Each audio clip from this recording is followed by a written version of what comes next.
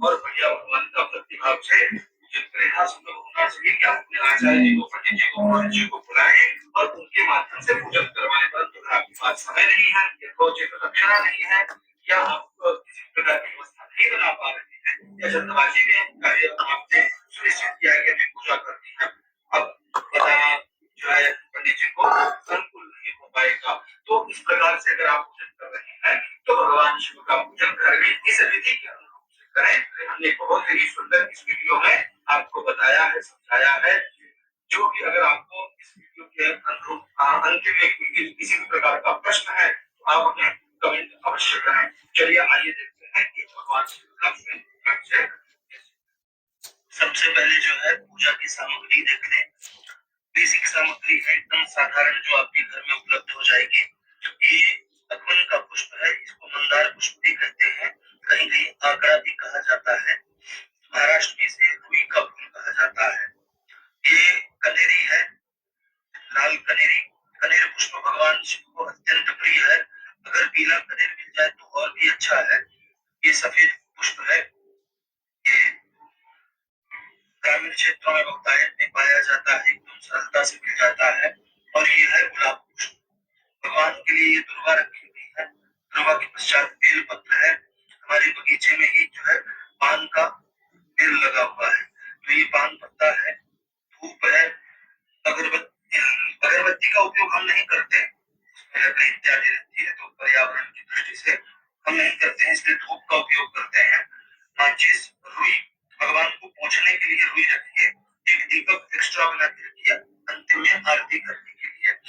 तथा यहाँ देखिए यह है भस्म, यह है चंदन, जनेऊ, इसमें है सुपारी, लौंग, इलायची, और ये जो काला काला दिख रहा है है, इसको भी रखना चाहिए।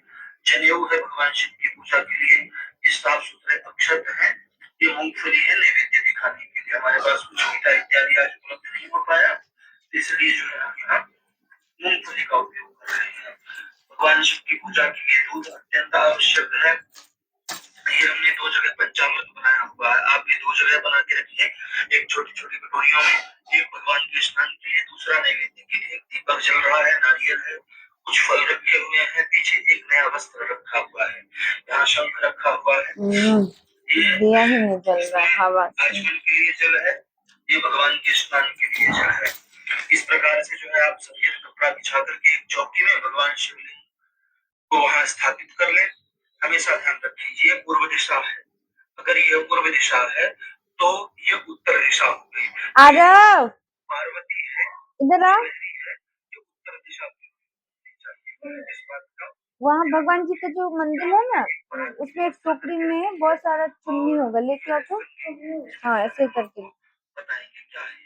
तो इस प्रकार से हमने ये साधारणतः जो है पूजा की तैयारी करके रखी है। लाओ, उसके लिए सबसे पहले आपको बढ़िया सुंदर आसन बिछाना है। इस तरह आसन बिछा करके हाँ हाँ नीचा में क्या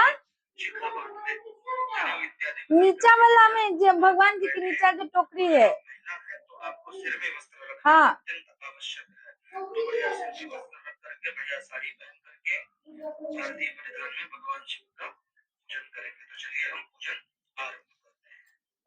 सबसे पहले पूर्वा बैठ जाएं। आपका जो मंडप होना चाहिए पूर्व दिशा की ओर होना चाहिए। आसन शुद्ध होना चाहिए आपका। आपने शुद्ध भारतीय परिधान करने भी होने चाहिए। उसके बाद जो है आपको आचमन करना चाहिए। आचमन करने की जो विधि है हमने अपने चैनल में इसमें डाल के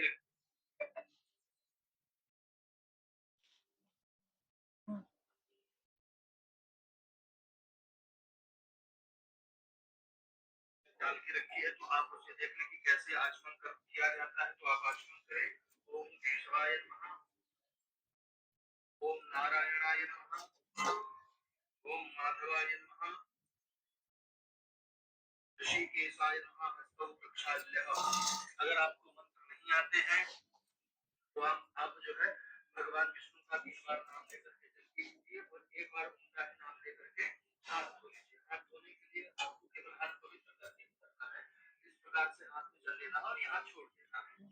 कारण ये कि इनको हर वक्त जो है निर्भूत रहना चाहिए, पवित्र रहना चाहिए। जब हम जल पीते हैं तो हमारा हाथ अशुद्ध हो जाता है, दीपक में हाथ लगाते हैं तो अशुद्ध हो जाता है, वस्त्र में हाथ लगाते हैं तो अशुद्ध हो जाता है, जनेऊ में हाथ लगाते हैं तो अशुद्ध हो जाता है। इसलिए तुरंत घर में हाथ धो लेना चाहिए। इस प्रकार से शुद्ध हो गए हम। पश्चात जो है हम अपने आप को पवित्र करेंगे तो एक फूल लेंगे, फूल के माध्यम से जो है अपने आप को जल का छिड़काव करेंगे। भगवान विष्णु का नाम लेते रहेंगे, ओम कृष्णाय नमः, ओम कृष्णाय नमः। अपने जल को अपने आप को पवित्र करेंगे जल छोड़कर।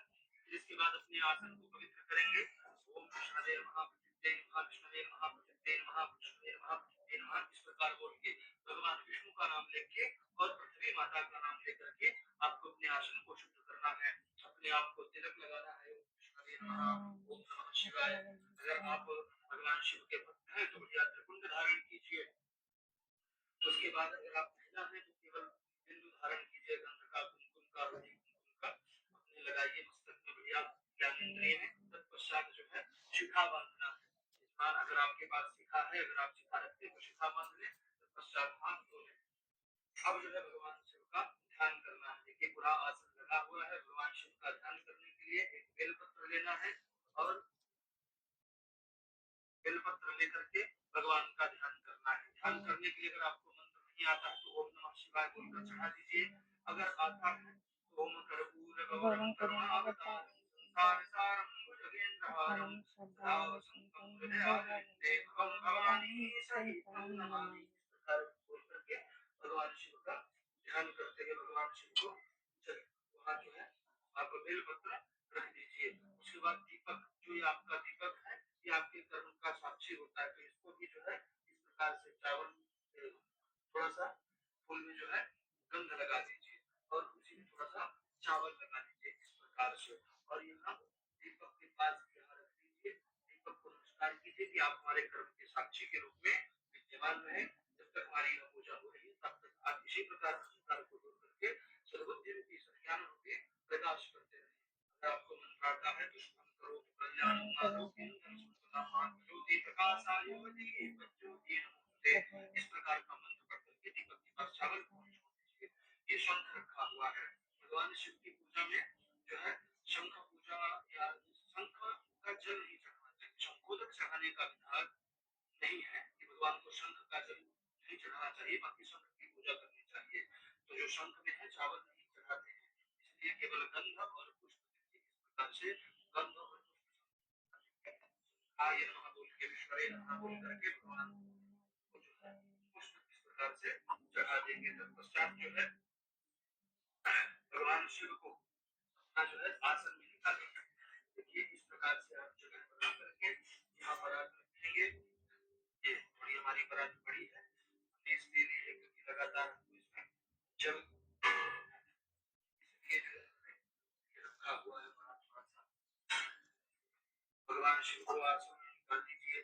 आसन में निकालने से पहले ध्यान दीजिए, अगर आप मंदिर में पूजा कर रहे हैं तो आपके पास पहले से ही शिवलिंग प्रतिष्ठित है तो निकालने की आवश्यकता नहीं, आप लगातार अभिषेक कर सकते हैं। परंतु अगर आपके पास छोटे से जैसे हमारे पास शिवलिंग है और ऐसे शिवलिंग है तो आप इस प्रकार से देखिए बेलपत्र जो है इसको जो है इस प्रकार से इसका कोमल वाला भाग ऊपर होना चाहिए। इस प्रकार से यहाँ रखें और इस प्रकार से शिवलिंग रखे हम आपको दिखा रहे हैं। एक आम आदमी ए और चैट जीपीटी से खूब आगे जा रहा है जो उसको आसान शब्द में कोई सिखा नहीं पा रहा है। देखिए एआई और चैट जीपीटी से लोगों के दिमाग में एक डर पैदा हो गया है कि भाई हमारी नौकरी खा रहा है, इसको समझ में। इस प्रकार से आप भगवान शिव को यहाँ स्थापित करें, भगवान शिव को थोड़ा सा चावल चढ़ाएं, भगवान शिव का ध्यान करते हुए ओम नमः शिवाय का पाठ करते जाएं, भगवान को 4 बार जल चढ़ाएं, ओम नमः शिवाय बोलकर ओम नमः शिवाय, ओम नमः शिवाय, ओम नमः शिवाय, ओम नमः शिवाय। इस प्रकार 4 बार भगवान को जल चढ़ाएं। जल चढ़ाने के बाद भगवान को पंचामृत, जो आपने दो दोने में पंचामृत बना के रखा है हमने, उसमें से एक दोने का जो पंचामृत है भगवान शिव को इस प्रकार से स्नान करा देंगे। ओम नमः शिवाय, ओम नमः शिवाय, ओम नमः शिवाय। क्योंकि साधारण किसी को मंत्र तो आते नहीं है, तो भगवान शिव का नाम जप करते हुए, पंचाक्षरी मंत्र का नाम जप करते हुए आपको इसी प्रकार से जो है भगवान के लिए पंचामृत से अभिषेक कर देना है।